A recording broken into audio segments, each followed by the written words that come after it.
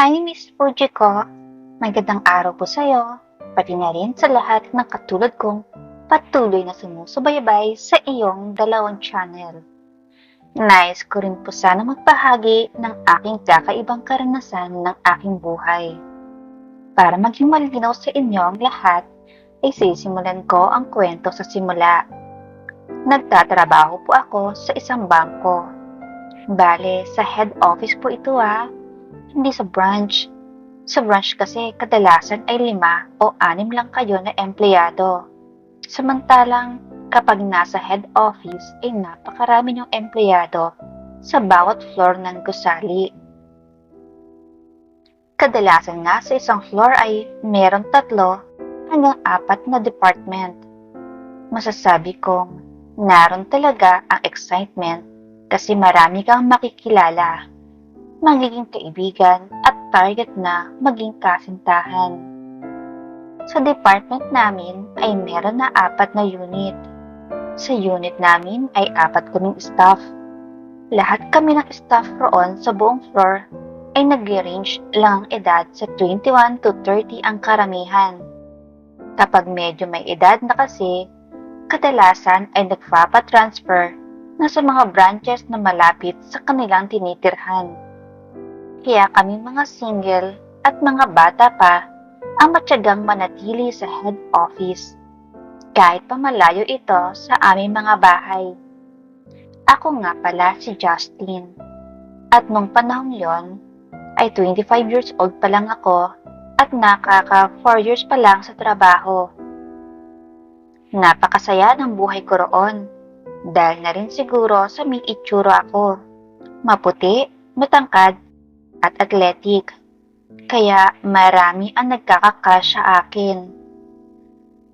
Maging ang mga supervisor namin doon ay nag-range lang din ang edad sa 28 to 35. At marami sa kanila ang mga single o kung hindi naman kaya ay mga single mom. Kaya mas masaya at mas masarap silang kasama. Lalo na sa panahong may team building, summer outing at out-of-town seminars. Isang araw noon, may bagong supervisor na na-assign sa department namin. Hindi ko siya boss, pero same department kami. Tapos ang cubicle niya ay malapit lang din sa akin.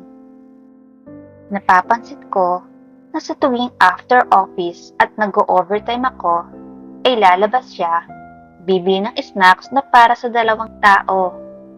Saka tatabi sa akin at iaabot sa akin ng isa. Madalas kasi sa unit namin ay ako ang naiiwan. Dahil ako ang team leader, gawain na kasi ng team leader na after ng 5:30 p.m. ay siya ang mag-check ng mga drawers kung nakalakba ng maayos o kung naipasok ba ang mga mahalagang dokumento sa loob. Lalo na yung mga blank checks at mga legal forms namin. Kaya madalas akong maiwan sa office. Pero hindi naman ako mag-isa. Dahil ang iba sa mga units ay nag-overtime din hanggang 8:30 p.m. Isang araw noon, umupo sa katabi kong upuan si Miss Nancy. Siya yung supervisor ng second unit. Ang sabi niya, "Hi Justin, malapit na ang Sport Fest natin na. Balita ko, ikaw ang MVP noong last season." Yes ma'am. So, ibig sabihin, magaling kang mag-basketball? Tanong niya na may kakaibang ngiti. Hindi ko tuloy alam kung laro pa ba na basketball ang ibig niyang sabihin. Dahil may pagkapilya ang ekspresyon ng kanyang mga muka. Sabi ko naman, hindi naman masyadong magaling. Nagkataon na coordination kami ng team ko. Kaya kami nagcha-champion. Sus, kunwari ka pa. Tama nga ang narinig ko. Kahit anong ipuri sa'yo, palaging humble ang sagot mo. Ang sabi ko naman, hindi naman ako ganoon ma'am. Gusto ko lang linawin na ang basketball ay laro 5 versus 5 sa court, hindi 1 versus 5. Kung wala ang buo kong team, ay wala rin ako mapapala sa gitna ng court. Sabi niya naman, sige na nga, mukhang hindi talaga ako mananalo sa'yo pagdating sa usapang pagka-humble mo. Heto oh, burger at juice. Dinalawa ko na, baka kasi gusto mo ring mag-snack. Sabi ko naman, naku ma'am, hindi ka na po sana nag-abala. Hindi pa naman ako gutom, tsaka uuwi na rin naman ako ng 8:30 p.m. Sakto lang yun sa oras ng dinner. Justin, saan ka nakatira? Sa may Pasay Buendia po, ma'am. Ah, ganun ba? Saan ka doon?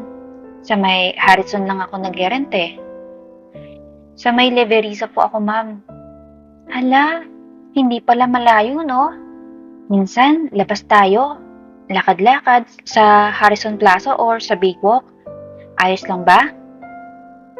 Sabi ko naman, opo ma'am, walang problema. E di sige pala, akin ang number mo para i-text kita kapag free time ko at bored sa bahay. Ah, okay po. Sagot ko naman at ibinigay sa kanya ang number ko. Noong matapos siyang kumain ay sabi niya, so paano? Balik na ako sa table ko. Maraming for approval ko uli eh. Kailangan ko lang talagang lumayo saglit sa table ko kapag kakain para maiba naman ang view at hindi ako maumay sa kakatitig sa computer. Sige, balik na ako. Okay po ma'am. Sagot ko naman. Tapos iniwan niya na ako doon. Doon ko palang kinain ang binili niyang burger at juice para sa akin. Noong ma-send ko na ang last report na tinatapos ko, ay tinignan ko ang oras. 7:15. Naisip ko na, sayang, hindi pwedeng i-file as overtime kasi hindi ako umabot ng 8:30 p.m. Pero ayos na rin, para may time pa ako para makapag-workout sa gym. Nag-shutdown na ako ng PC at tumayo na.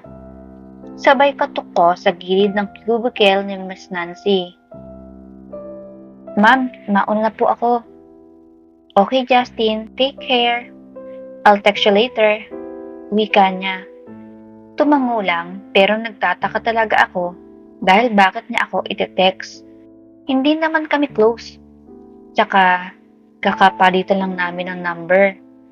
Pagka-uwi ko ng boarding house ay agad akong nagbihis ng damit at pumunta na sa gym. One ride din ng jeep ang gym pero hindi naman kalayuan.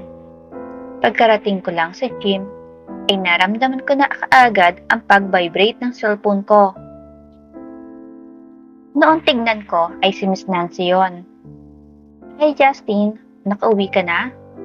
How's your travel going home? Mabilis akong nag-reply para makapagsimula na ako agad sa pag-workout. Ayos naman ma'am. Actually, narito na ako ngayon sa gym at ready na mag-workout.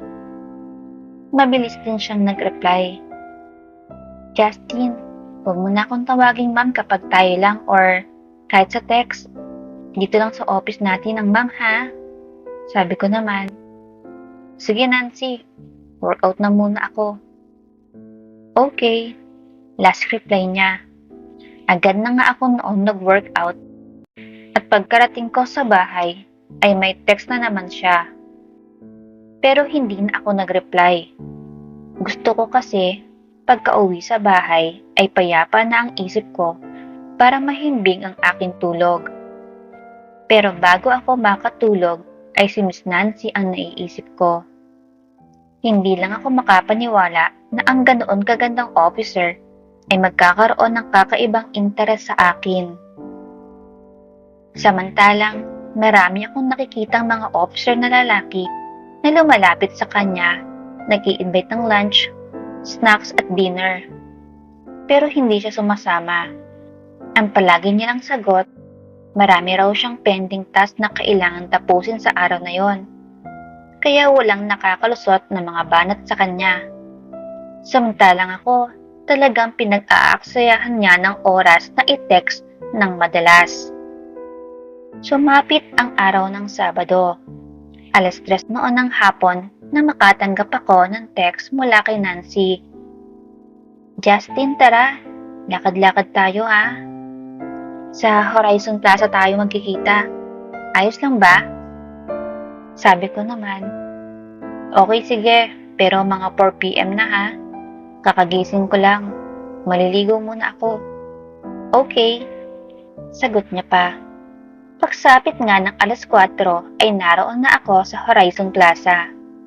Mabilis ko siyang nakita dahil naroon lang siyang nakatayo sa may tapat ng Shopwise malapit sa entrance.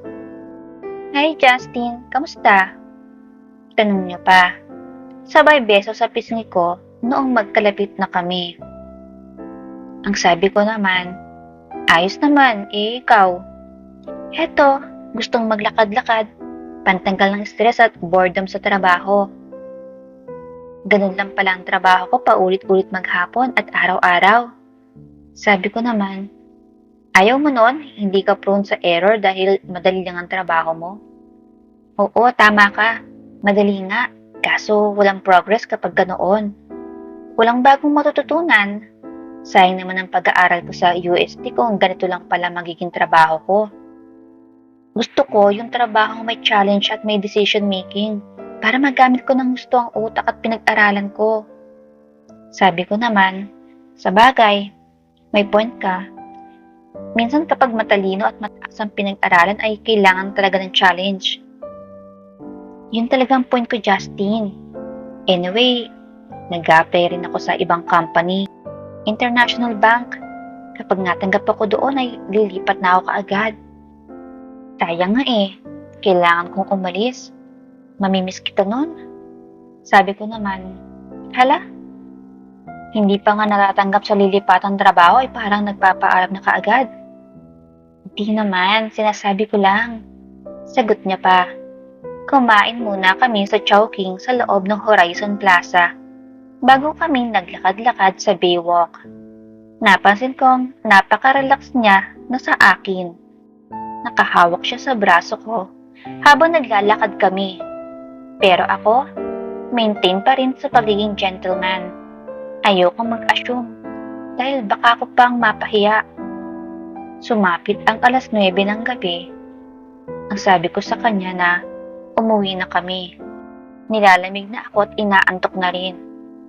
Ang sabi niya naman, baka gusto mong sumama muna sa apartment na tinitirahan ko. Wala ang dalawang ka-boardmate ko ngayon eh, dahil weekend. Umuwi sila sa probinsya nila sa Batangas kapag weekend.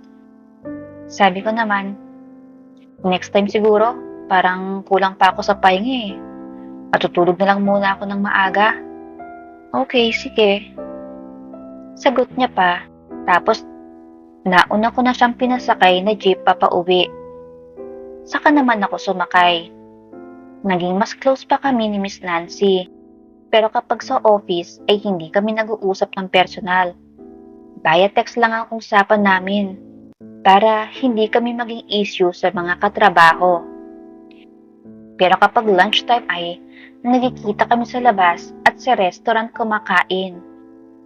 3 buwan din siguro tumagal ang aming pagkakaibigan ng ganoon. Pero hindi pa rin ako pumupunta sa apartment niya kapag inaaya siya. Dahil hindi ko feel na naroon ako sa teritoryo ng babae. Hanggang sa isang gabi noon, past 6 p.m. lang, ay nag-text siya sa akin. Justin, punta ka rito sa apartment. Wala akong kasama. Natatakot ako. Ang lakas ng ulan eh at may kulog pa. Pag mag-brown out pa nito mamaya, mas lala akong hindi makakatulog. Dahil sa sinabi niya, ay nakaramdam ako ng awa. Kaya naman, sabi ko kaagad, sige, pupunta ako dyan. May makakain na ba tayo dyan? Sabi niya naman, wala pa. Bumili ka na lang ng lechon manok sa may kanto ng Horizon. Bago ka sumakay, ng jeep papunta dito. Para may masarap tayong ulam. Babayaran ko na lang. Sabi ko naman, okay, sige. Tapos agad na nga akong nagpunta sa apartment niya. Nasa second floor ang unit niya. Tapos kinawayan niya lang ako sa bintana at sinabing tumuloy na daw ako hanggang sa unit nila. Pagkapasok ko sa pintuan ay nagulat ako dahil sobrang dilim. Sabi ko naman, bakit sobrang dilim? Pundi daw mga bombilya nyo? Tumawa naman siya. Hindi talaga namin ugaling magbukas ng ilaw. Tsaka lahat ng bintana ay may makakapal na kortina. Sa call center kasi nagtatrabaho ang mga kasama ko. At panggabi ang duty nila. Kaya ayaw nila ng maliwanag na paligid. Dahil nawawala ang antok nila sa umaga pag masyadong maliwanag. Tara, doon na tayo tumambay sa kwarto ko. Akin na muna yung ulam. Tatakpan ko na lang muna sa lamesa. Mamaya tayo kumain ng mga 8 p.m. Maaga pa naman. Hindi ka pa naman siguro gutom. Oo, hindi pa. Sagot ko naman. Pagkapasok ko sa kwarto ay doon pa lang ako nakakita ng manipis at makulay na kortina. Hindi kagaya sa sala na puro dark color at makakapal. Sabi ko naman, saan mo naman ako papapwestuhin? Dito ka na umupo sa kama ko. Wala naman akong upuan dito sa loob. Pagkaupo ko ay napadiretso ako ng higa dahil sobrang lambot ng kama. Parang waterbed. Pero hindi. Makapal lang talaga ang foam. At may mga microfiber na bedsheet kaya malambot at sobrang bango rin. Pagkahiga ko nga, ay agad naman siyang tumabi sa akin. Sabi niya pa, ang ganda ng panahon para magbabad sa kama, no? Oo, tama ka. Parang palagi nakakaantok.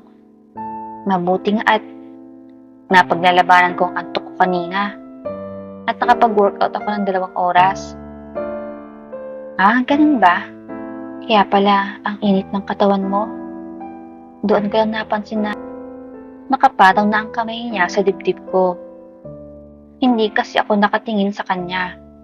Kapag humarap ako, baka kung saan pa mauwi. Ang sabi niya naman, napapangitan ka ba sa akin, Justin? Sabi ko naman, bakit mo naman yan nasabi? Kasi ayaw mo kong tignan.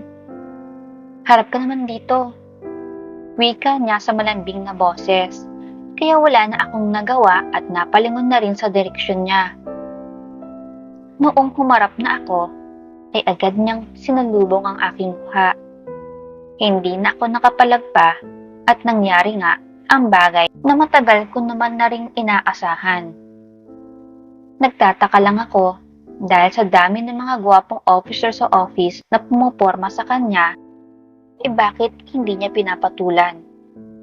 At ako patuloy ang pinagkakaabalahan niya, samantalang hindi ako showy sa aking nararamdaman. Bagamat gusto ko siya, hindi naman ako kagaya ng ibang mga lalaki na magagaling sa diskartihan at mabilis maka-score. Mahiyain ako at takot mapahiya. Kaya hindi ako basta-basta gumagawa ng hakbang na hindi malinaw sa akin. Lumipas ang halos kalahating oras bago kami natapos sa aming pinagkakaabalahan. Parehas kaming pagod at nakatitig sa kisame. Sabi niya sa akin, Justin, may girlfriend ka ba? Sabi ko naman, wala. So, pangit ako sa paningin mo kaya hindi mo ako nililigawan kahit close na tayo? Hindi naman sa ganoon. Takot lang ako sa rejection. Kaya takot din ako manligaw. Naku, torpe ka pala. Akala ko mabilis ka sa chicks dahil nababalitaan ko marami ang nagkakakasya sa office. Sikat ka pa palagi mag-mapa sports o office achievements. Sabi ko naman, walang kinalaman yun sa fear ko sa rejection. Justin, salamat sa oras at pagpapahalaga sa akin ha. Huwag ka mag-alala. Hindi naman ibig sabihin nito ay may relasyon na tayo agad. Take your time. Let your heart decide kung kailan mo ako kakailanganin bilang girlfriend. Siguro naman hindi ka noon mahihiya magsabi dahil malamang Alam mo na ang sagot ko. It's a big yes. Besides, may nangyari na sa atin. Kaya parang nakuha mo na in advance ang reward mo bago mo pa ako ligawan. Kaya huwag kang mahiya ah. Sabi ko naman, oo sige. Thanks sa pagbibigay sa akin ng time na mag-decide. Oo naman. Hindi sa pilitan ang relasyon. Mas magandang parehong gusto ng both parties para mas masaya. Isipin mo na lang na itong nangyari sa atin ngayon ay tawag lang ng panahon at pagkakataon. Malamig ang klima at masarap may kayakap, di ba? Oo, tama ka. Edi sige. Isa pa? Wika niya, kaya muli na kaming naging abala. Sumapit ang 10:00 ng gabi, ay saka kami lumabas ng kwarto para kumain. Matapos makakain ay nagkwentuhan kami ng 1 oras mahigit ng mga kung ano-anong mas personal na bagay. Mas malalim na ang aming usapan dahil nawala na ang hiya na nakaharang sa aming dalawa dahil sa mga ginawa namin. Kaya nasabi kong mas open ang aming pag-uusap. Walang hiya at walang judgment. Pure understanding lang. Bago mag 12:00, ay muli na naman kaming naging abala. At halos magmamadaling araw na noong makatapos. Kinabukasan, pasado 10:00 na ako noong magising. Ipinagluto niya muna ako ng sinigang na baboy bilang aming ulam sa tanghalian at pasado 3:00 na ng hapon nang ako'y umuwi ng boarding house ko dahil may mga gagawin pa rin akong paghahanda para sa pagpasok sa office kinabukasan. Nung sumapit ng kinabukasan ay normal pa rin ang akto namin sa isa't isa. Ipinagdala niya ako ng ulam para sa lunch break at sa labas kami kumain para walang makakita sa amin ng mga ka-department. Mabilis lumipas ang mga araw at buwan. Nagulat ako noong makasulubong ko si Nancy sa hallway. Ang sabi ko sa kanya, "Ma'am Nancy, saan ka galing? Matagal kang nawala sa area mo ah." Sabi niya naman, "Galing ako sa exit interview." Ha? Exit interview? Ibig sabihin, nag-resign ka na? Oo, Justin. Saan ang new office mo? Sa Mandaluyong. Don't worry. Pwede mo pa rin akong dalawin doon. Mag-rent na rin kasi ako ng condo unit doon na malapit lang sa office. Malaki kasi ang offer sa akin kaya pasok na pasok kahit pa mag-rent ako ng isang maliit na condo unit. Ah, ganun ba? Justin, sorry. Ngayon ko lang nasabi sa'yo. Sabi ko naman, naku, wala kang kasalanan. Wala naman tayong commitment sa isa't isa kaya hindi mo kailangang i-consider sa bawat desisyon mo. Ah, sige, mauna na ako umuwi ah. Medyo masamang pakiramdam ko. Kailangan ko makauwi agad bago pa ako maabutan ng ulan. Hindi ka mag-overtime? Hindi muna. Sagot ko, tapos iniwan ko na siya. Hindi ko alam, Miss Fuji ko, kung bakit sobra ako nasasaktan noong pagkakataong iyon. Pakiramdam ko kasi, komportable na ako kay Nancy. Pinag-iisipan ko na nga na ligawan siya at iniisip na kung paano. Tapos bigla naman siya malalayo sa akin. Alam ko rin, mas magiging busy na siya sa mga bagong company na kanyang papasukan.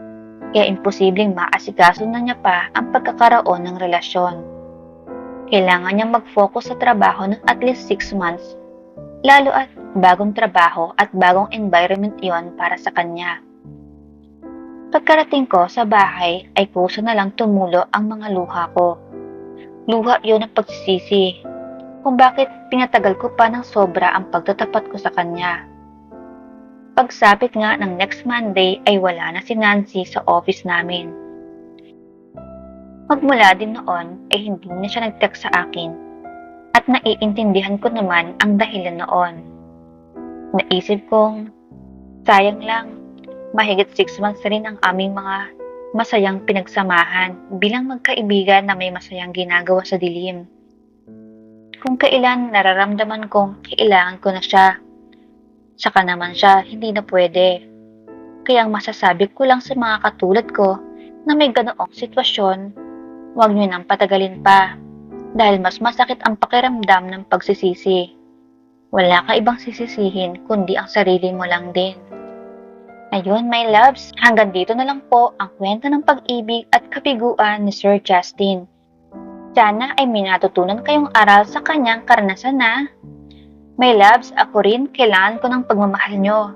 Pindutin nyo na ang subscribe button para maramdaman ko rin ang iyong pagmamahal. At kapag nakasubscribe ka na, ay saka ka mag-comment para mas makilala pa kita. Salamat my loves! See you in the next story! Take care and bye-bye!